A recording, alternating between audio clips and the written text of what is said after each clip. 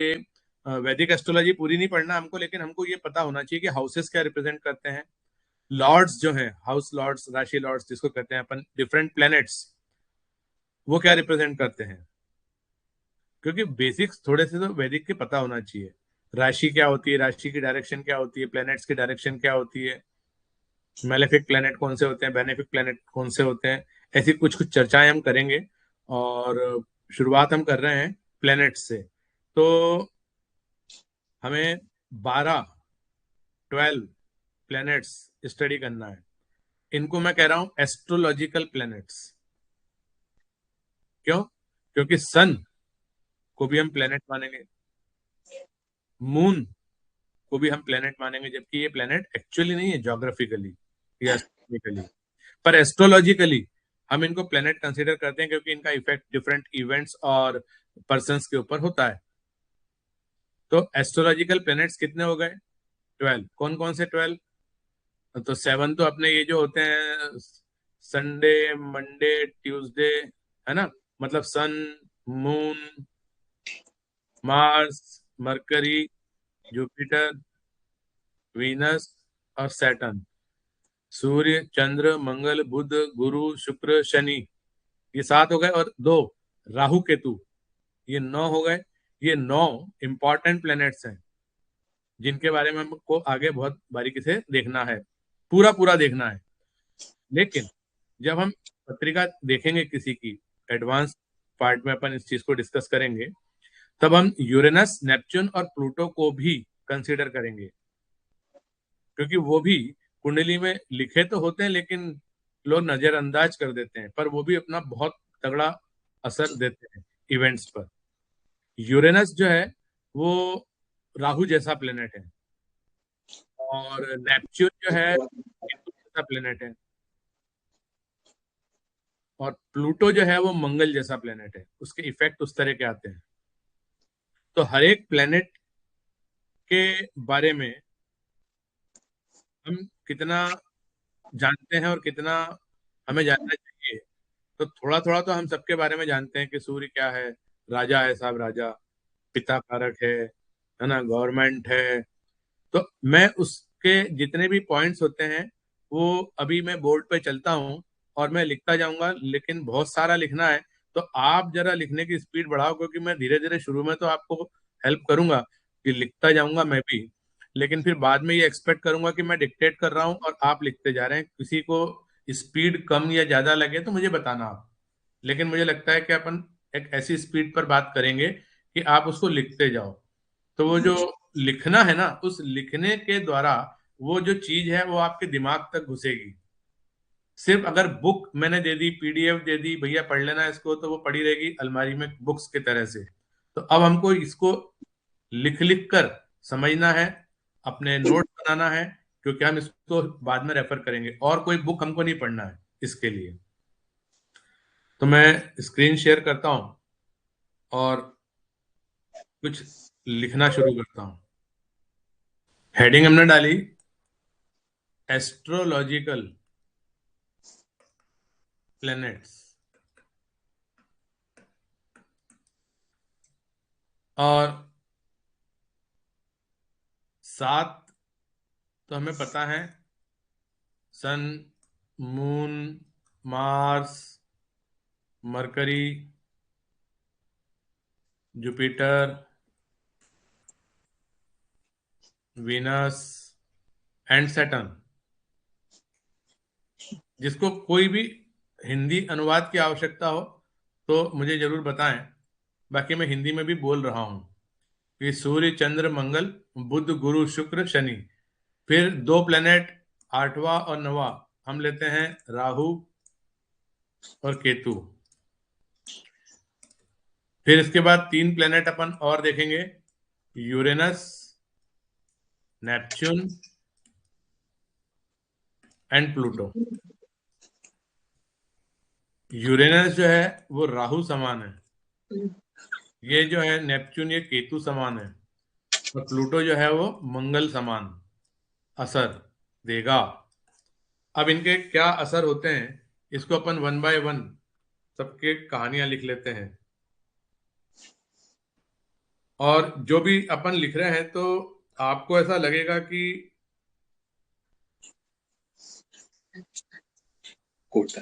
ये आधा तो पता ही है और इसमें नहीं भी पता होगा तो क्या फर्क पड़ता है। तो क्या होगा कि जब आप कोई इवेंट को प्रेडिक्ट कर रहे होंगे तब आपको ये सारे ख्यालात आना जरूरी है।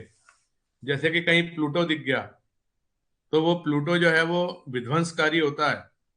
जैसे एयरप्लेन एक्सीडेंट हुआ जहां पे मासेकर हो गया, नरसंहार हो गया, वहां कहीं ना कहीं प्लूटो आपको काम करता हुआ दिखेगा। मतलब यूरेनस जो है ना, ये कहना चाहिए एक तो क्रांतिकारी टाइप का है, ये क्रांतिकारी टाइप का, क्रांति, रिवॉल्यूशन करके देगा। आदमी के मन में जो है परिवर्तन के लिए इच्छा होगी। नेपच्यून जो है वो साइकिक एक्टिविटी के लिए रिस्पॉन्सिबल होगा, भावनात्मक। जैसे भीष्म पितामह ने कसम खा ली थी कि मैं शादी नहीं करूंगा और इस लड़की को तो पिताजी आप ही शादी कर लो, मैं तब करूंगा ही नहीं, है ना। तो ये कुछ इस तरह का बिहेवियर जिसके कारण कि आदमी परेशान भी हो जाता है और त्याग और आध्यात्म की बात करता है। ये सब अपन लिखेंगे, मैं एक जनरल बता रहा हूँ क्योंकि ये तीन प्लेनेट कम पढ़ते हैं लोग बाग। और प्लूटो जो है, प्लूटो देगा आपको नरसंहार, मास ट्रेजेडी टाइप की घटना, डेकॉइटी, है ना। तो ये तीन थोड़े से स्पेशल हैं, इसलिए मैंने इनको एक बार यहाँ डिस्क्राइब कर दिया, फिर दोबारा अपन और इसको डिस्क्राइब कर लेंगे। शुरुआत करते हैं हम सन से। तो सन के बारे में सब लोग लिखना शुरू करें। इंग्लिश हिंदी दोनों में मैं बोलने की कोशिश करूंगा। इंग्लिश में लिखूंगा, हिंदी में बोलूंगा तो चलेगा। सबसे पहले है इसके लिए सोल, मतलब आत्मा, आत्मा कारक है ये। दूसरा लाइफ, लाइफ फोर्स, कितनी उसमें जीवन ऊर्जा है, जीवन ऊर्जा व्यक्ति में, वो अपन देखेंगे सूर्य से। एम्बिशन, एम्बिशन बोले तो महत्वाकांक्षा, आंशा। फिर अहंकार, अहंकार मतलब एरोगेंस।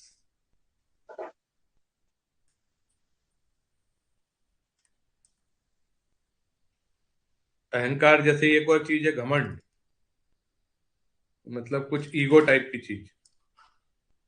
फिर ये जीवन ऊर्जा जब बोला बोला अपन ने, तो कहीं ना कहीं ये हेल्थ को भी रिप्रेजेंट करेगा। हेल्थ बोले तो स्वास्थ्य। और इम्यूनिटी पावर, रोग प्रतिरोधक क्षमता, रोग प्रतिरोधक क्षमता।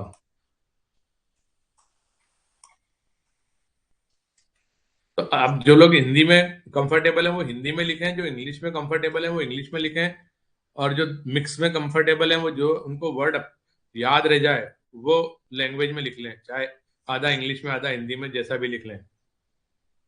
इसके बाद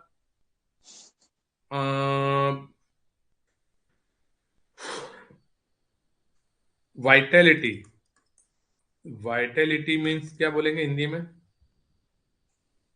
एक प्रकार की ऊर्जा ही है ये, ऊर्जावान होना, वाइटल। और क्या? सहन शक्ति, सहन शक्ति को क्या बोले अपन? तो टॉलरेंस, टॉलरेंस वर्ड दिया ना, टॉलरेंस।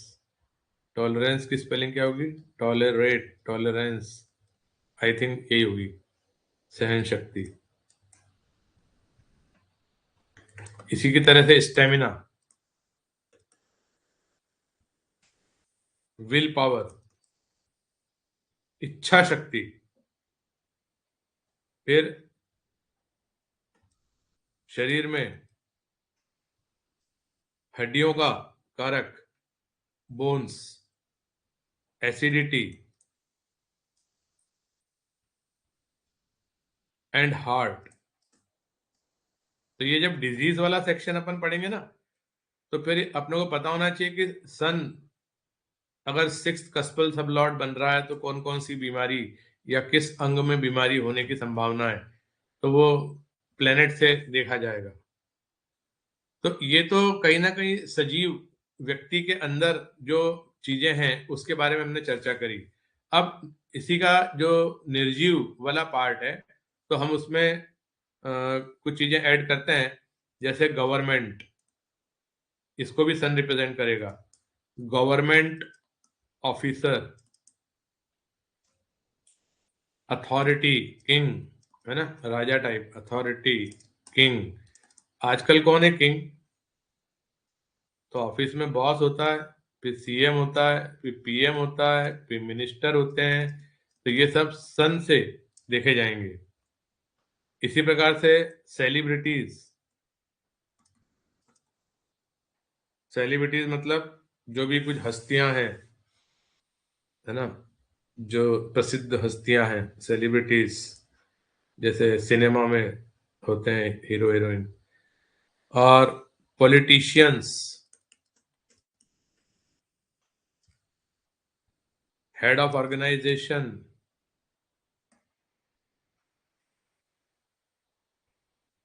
इनका हिंदी में अगर करूं तो गवर्नमेंट तो सब जानते हैं, सरकार, सरकारी अधिकारी। और अथॉरिटी मीन्स अधिकारी हो गया, ये भी अथॉरिटी मीन्स भी अधिकारी हो गया, जिसके पास अथॉरिटी हो, है ना, अधिकारी हो गया। किंग यानी राजा, बॉस यानी बॉस, सीएम यानी मुख्यमंत्री, प्रधानमंत्री, मंत्री, और कुछ प्रसिद्ध हस्तियां, राजनेता, किसी संस्था का प्रमुख, हेड ऑफ ऑर्गेनाइजेशन। फिर कैरिस्मेटिक पर्सनैलिटीज,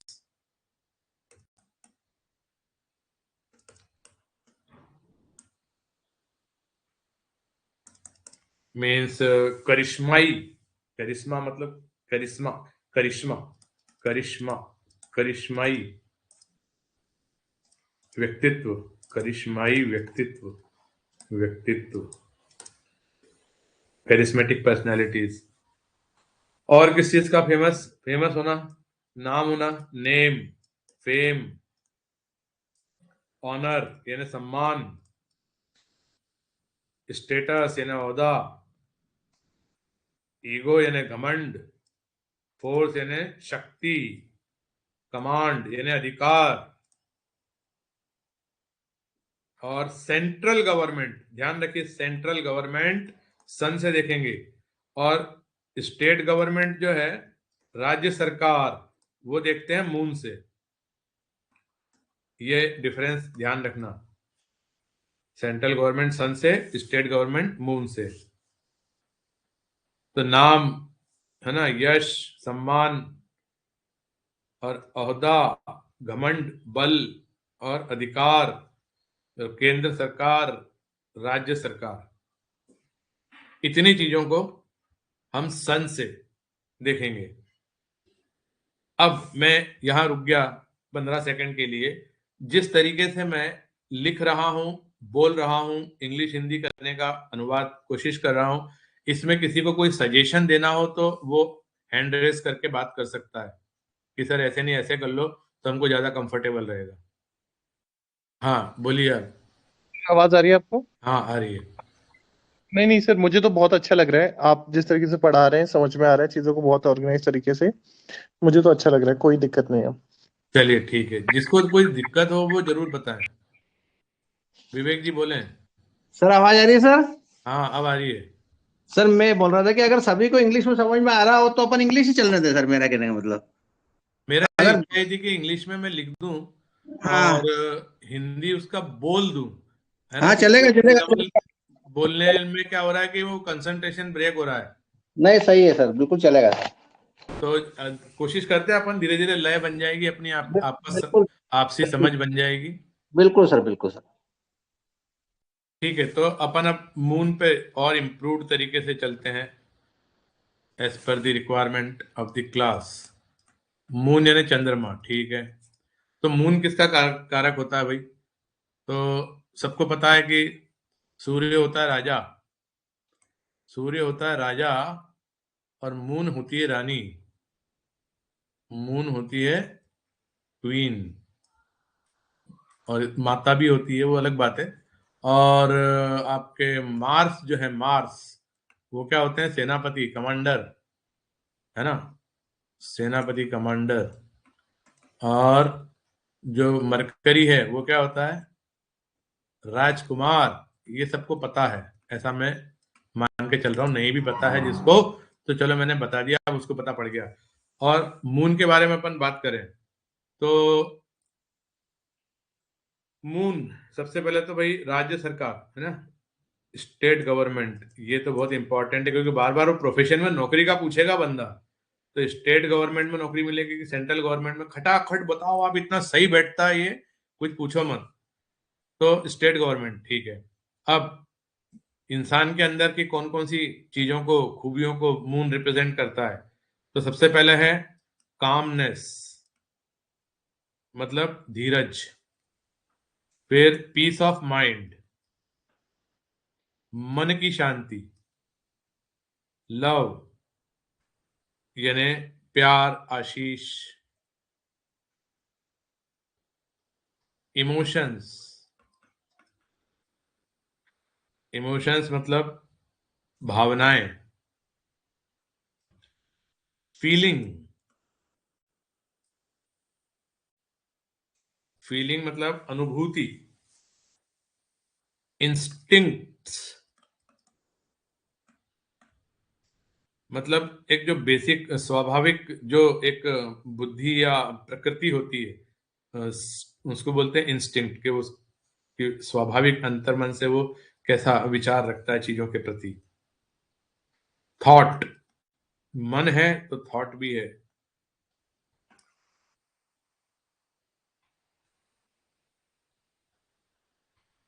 तो थॉट को क्या बोलेंगे? विचार। फिर बच्चा, बचपन, चाइल्डहुड, चाइल्डहुड, बचपन। बचपन में वो बहुत शरारती था, बचपन में उसको साथ ये घटना घट गई थी, है ना। बचपन की बातें अगर अपने को देखना होगा तो वो अपन मून से देखेंगे। या मेमोरीज, तो किसी के अंतर्मन में कोई चीज जाके समा गई, यादगार बन गई, वो चाहे वो बचपन की हो या किसी भी प्रकार की हो, मेमोरीज। फिर मन आया तो डिप्रेशन।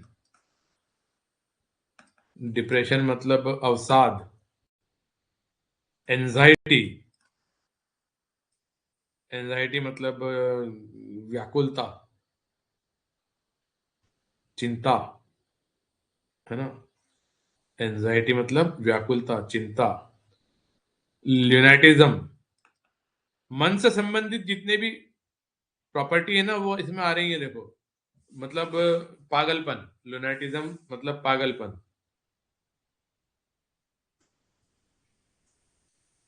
मन रात को सोने नहीं देता, इनसोम्निया मतलब अनिद्रा।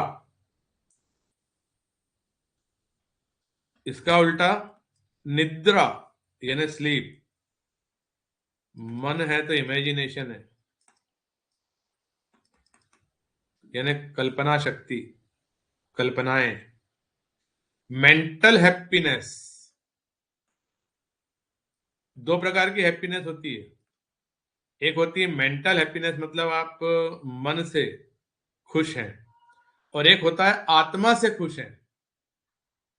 चाहे आपको कोई परेशानी भी आई, लेकिन कुछ ऐसी घटना घटी जिससे कि आपकी आत्मा सुखी हो गई, खुश हो गई, कि ये जो कुछ हुआ ना, बहुत अच्छा हुआ। और एक होता है मेंटल हैप्पीनेस, जो सिर्फ मानसिक रूप से आपको खुशी दे रहा है। इसीलिए मेंटल एटीट्यूड भी इसी से देखा जाएगा। तो मैंने ये आपको इसलिए कहा कि आप जो अपने नोट्स बना रहे हैं ना, उसको आपको फेयर आउट करना पड़ेगा, और आपको जो है अपने हिसाब से इनको ग्रुप बना के और उसको डालना पड़ेगा, जिससे कि आप समझ पाए कि भाई मन की जब बात चलेगी तो ये चीजें अपन, क्योंकि इन शब्दों का इस्तेमाल करना पड़ेगा आपको जब आप प्रेडिक्ट कर रहे होगे, किसी को एनालाइज करके दे रहे होगे ना हॉरोस्कोप। तो ये शब्द आना चाहिए आपको, तभी तो आप व्यक्त कर पाओगे कि आप कहना क्या चाहते हो। मेंटल एटीट्यूड यानी मानसिक दृष्टिकोण। मेंटल हैप्पीनेस यानी मानसिक खुशी, मेंटल एटीट्यूड मतलब मानसिक दृष्टिकोण। फिर आ जाओ साहब आप मदर, माता का कारक है ये। माता है तो माता जैसी भावनाएं किसी में भी आ सकती है, मदरली।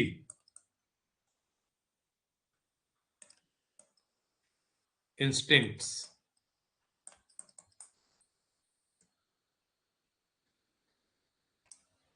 मातृत्व की भावना, माता जैसी भावना, मेरा बच्चा मतलब उस तरह की भावना, भले वो बच्चा हो या नहीं हो। अब लोग कुत्ते को भी अपने बच्चों की तरह पालते हैं, तो वो एक मातृत्व की भावना, उसको दूध पिलाएंगे, बिस्किट खिलाएंगे, नहलाएंगे, तैयार करेंगे, गोदी में लेके घूमेंगे, ये मदरली इंस्टिंक्ट है। फिर मैनर्स यानी उसका शिष्टाचार, डोमेस्टिक लाइफ घरेलू जीवन, डोमेस्टिक लाइफ। इसी प्रकार से मिल्क एंड ब्रेस्ट दोनों चीजें जाएंगी। तो ब्रेस्ट यानी क्या होता है, स्तन, और मिल्क यानी दूध। मिल्क आया तो लिक्विड भी आ जाएगा, द्रव, any type of fluid, any type of liquid type चीज है ना। और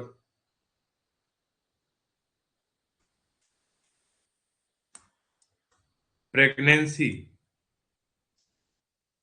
पेरेंटिंग,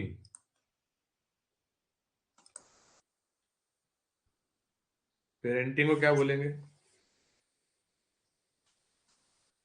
कि भाई परवरिश कैसे हो रही है, परवरिश, पेरेंटिंग है ना। हाँ, परवरिश।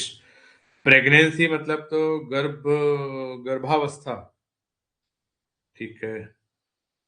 वाटर लिक्विड, मिल्क हो गया, वाटर, वाटर कहाँ गया, वाटर नहीं आया इसमें, वाटर भी ले लो भाई, वाटर भी ले लो, वाटर लिक्विड फ्लूइड मिल्क। और फिर इसके बाद बीमारी कौन सी देगा ये, cough and cold and hyperacidity, बहुत ही ज्यादा अम्लीयता, बहुत ही ज्यादा एसिडिटी हो जाए, तो इस तरह की बीमारी हम चंद्रमा से देखेंगे। अब मन की बात चली है, तो चंद्रमा जो है वो हमारे सबकॉन्शियस माइंड, सब कॉन्शियस माइंड को रिप्रेजेंट करता है।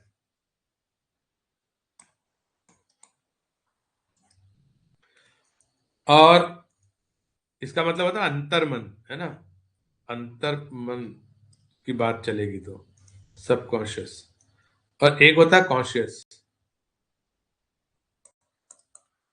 कॉन्शियस माइंड मतलब चेतन मन। ये रिप्रेजेंट होता है बुध से। ये फर्क ध्यान रखना। आप कितना पढ़े लिखे हैं एस्ट्रोलॉजी, ये सब ऐसे आपको कोई क्रॉस क्वेश्चन भी कर सकता है। तो सबकॉन्शियस माइंड मतलब अंतर मन तक कोई चीज अगर किसी के घुसे हुई है, और ये जो है ना बुध, ये दिमाग का खेल खेलता है, बुद्धिमानी की बात करता है। बुध जो है ना, ये इंटेलिजेंस की बात करता है, कितना बुद्धिमान है व्यक्ति, इंटेलिजेंट, इंटेलिजेंस, बुद्धिमत्ता। बुध जो है वो बुद्धि का कारक है। और गुरु जो है, गुरु वो है विजडम का कारक। विजडम क्या होती है, तो इंटेलिजेंट अलग होता है आदमी, और विजडम क्या होता है कि एक लॉन्ग टाइम के बाद में जो आदमी में समझ विकसित होती है, वो गुरु से देखा जाता है। तो बुध है स्टूडेंट, वेरी ब्रिलियंट स्टूडेंट, और गुरु कौन है, एक समझदार व्यक्ति जो कि सब समझता है और चीजों को आगे उस तरीके से लेके जाता है। ठीक है, तो ये मैंने बता दिया पहले ही, लेकिन अपन उसको आगे भी पढ़ेंगे। अब चंद्रमा की हो गई कहानी खत्म।